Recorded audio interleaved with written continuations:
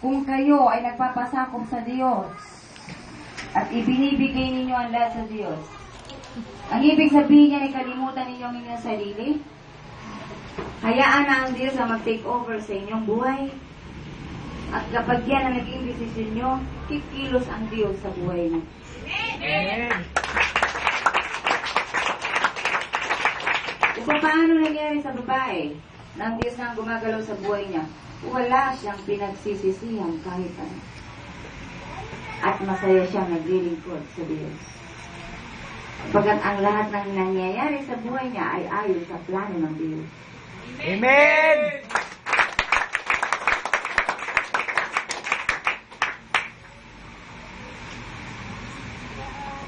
Madali ba yung pagpunta sa Mindanao? May baha, di ba? Madali ba yun sumakay ka sa single na motor na dadaan ka sa bangin? Madali ba yun? Di ba hindi? Pero pinabayaan ba ng Diyos ang lingkod niya? Yun ang dapat ninyong malaman. Amen. Yun ang dapat ninyong malaman na kailanman na hindi kayo pababayaan ng Diyos kapag ang Diyos ang kasama niyo. Amen. Hindi sinabing madali, ha?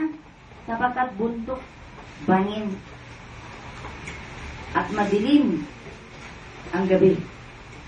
Subalit, makakarating ka sa pupuntahan mo sapagkat yun ang nais ng Diyos na nangyari sa iyo. Amen.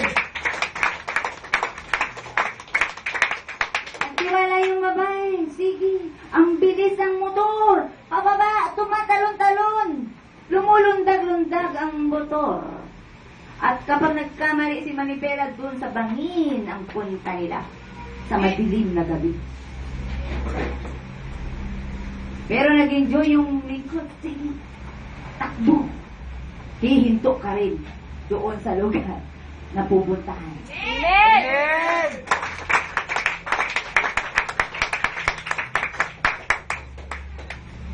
Gusto niyong maranasan ang buhay ng paglalakbay sa mundong ito? Gusto niyo? Amen. Magdesisyon kayo. Sumama sa Diyos. Amen.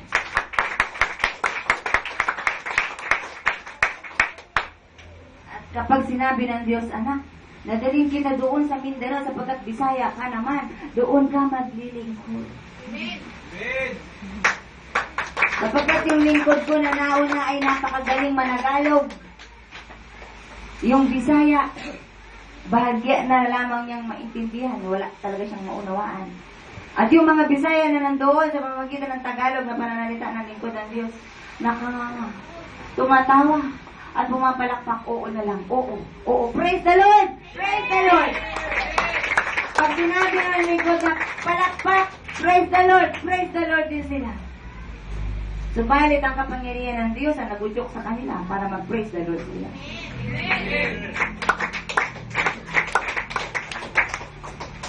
Kaya mga Bisaya dyan, kung gusto nyo umuwi sa lugar nyo, pauwiin kayo ng Diyos doon. Dadalhin nyo ang Espiritu ng Diyos doon. At kayo ang magtatayo ng church ng Diyos doon sa probinsya nyo, sa Kabisayaan. Amen. Para magkaroon ng kabuluhan ang buhay nyo, magmiti kayo maglingkod sa Diyos. Kung wala kayong buhay dito sa Metro Manila, bumalik kayo sa probinsya. Dalhin nyo ang tinig doon. At kayo maging interpreter ng lingkod ng Diyos doon. At yung trabahong yan, hindi nyo pagsisisihan. Mahal ang bayad ng interpreter. At ang magbabayad sa inyo niya ngayon Diyos.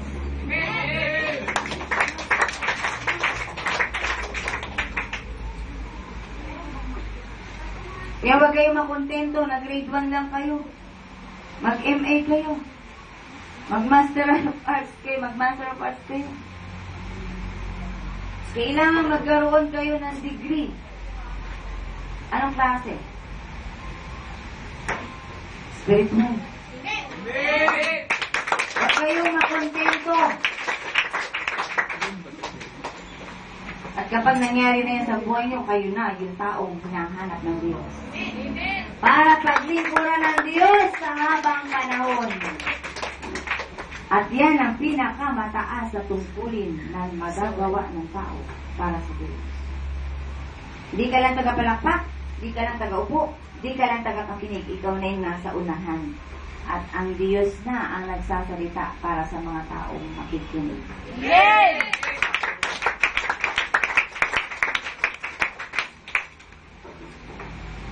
Taas ang kamay na naintindihan ang sinabi ng Diyos. At mataas na dalawang kamay palakpakan ng Diyos.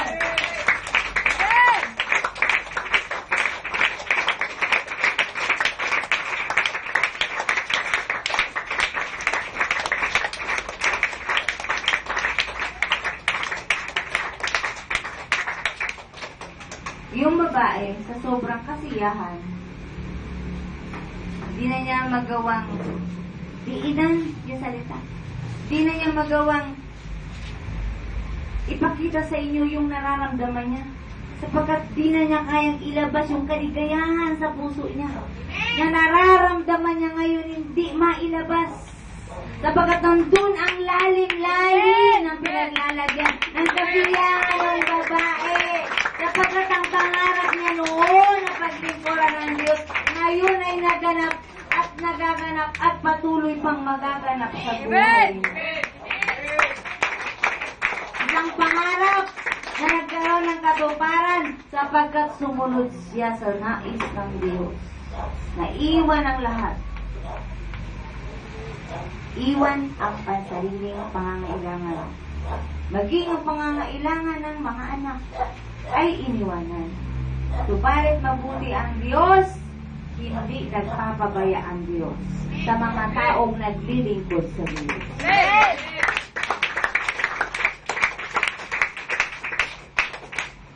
Kapag puspos ka ng Espiritu ng Diyos at ang kagalangan ay nasa puso mo,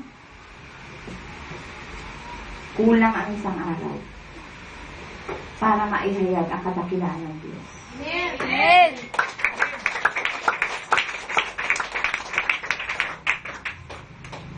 Kaya desisyon na. Ikaw ba ay narito ngayon para hindi na muling bumalik? Nag-sign ka lang ng attendance mo dito para hindi na muling makita ang mukha mo sa mga susunod na linggo. Sapagkat yan din ang sinabi mo noong nagdaang panahon na babalik ka. Pero nakita ng Diyos ang kahinaan mo bilang tao. At kung ngayon ay tinanggap mo ang mga narinig mo at ipinasok mo sa puso mo, siguradong babalik ka nga sa linggo. Amen!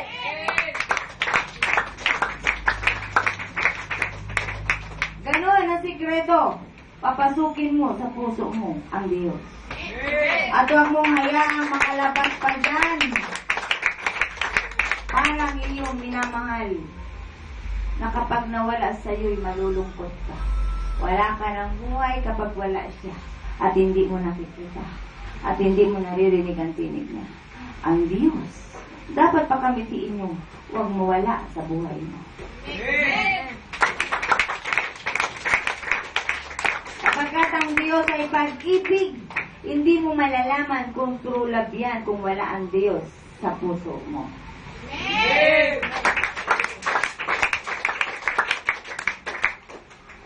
Kaya unang hakbang, alamin mo, andyan na ba si Jesus? Yun bang tinig na narinig mo dito ngayon ay nandito na? Nakapasok na ba? Kung nakapasok, no, huwag mong hayaang makalabas. Talk to God. Panginoon, huwag ka nang lumabas. Please. Amen!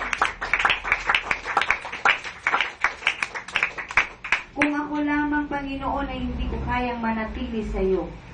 Pero gusto kong manatili. Kaya tulungan mo ako. Makabalik sa linggo. Para muling makaulayaw ka at marinig ang tinig mo. Ang tinig mo na nagsasabing mahal mo ako. Na narinig ko sapagkat sinabi mo. Yes! Sa bibig ng babae, ang tinig mo, narinig ko, ang sabi mo, mahal mo nga ako. At napakasarap malaman, Panginoon, na mahal mo nga kami na mga makasalanan.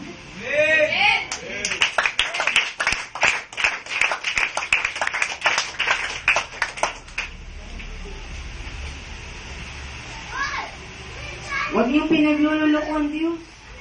Papalakpak kayo ngayon, ha? Pagdating ng linggo ay wala kayo rito. Sino ang niluloko niyo?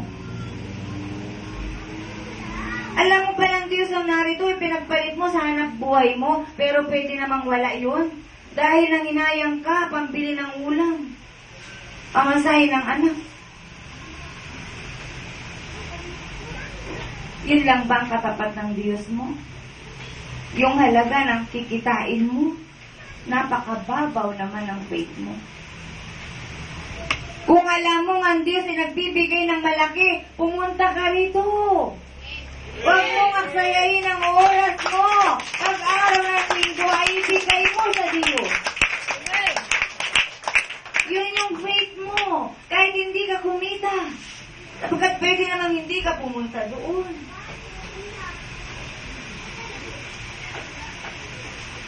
Yan ang ayaw ng Diyos. Ikinukumpare nyo ang Diyos sa halaga ng mga bagay-bagay na hindi naman magtatagal at mawawala din sa inyo. Pero ang Diyos na kailanman hindi kayo iniiwan, binabaliwala na, ano kaya ang matatanggap nyo mula sa Diyos? Kapag humingi ka, sasabihin mo, hirap na nga ako, tumanda na ako, balukton na ako. Hanggang ngayon, trabaho pa ako ng trabaho, pero parang wala pa rin akong pag-asa sa mundo. Sapagkat hindi mo pinahalagahan yung nagbibigay ng pag-asa. Hindi mo binigyan ng full-time na linggo. Ang linggo nung ginawa mo, andun ka sa sabungan. Andun ka sa madyungan. Andun ka sa barkada mo. Andun ka sa minamahal mo. Pero ang Diyos, di ba, dapat number 1?